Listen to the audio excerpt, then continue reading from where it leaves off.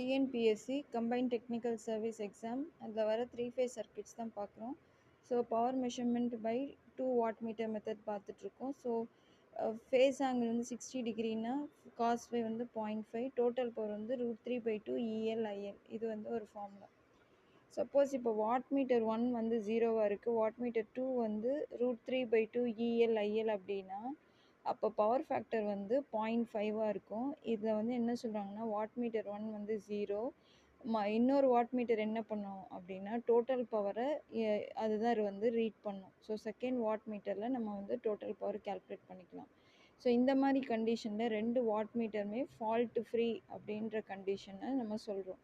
Next case 2ல் இப்போ 5 face angle வந்து 60 டிகிரி விட கம்மியாக இருந்ததுன்னா காஸ் ஃபை வந்து 0.5 விட அதிகமாக இருக்கும். Cause phi greater than 0.5. So 2 watt மீட்டருமே பாசிட்டிவ் ரீடிங் ரீட் ஆகும்.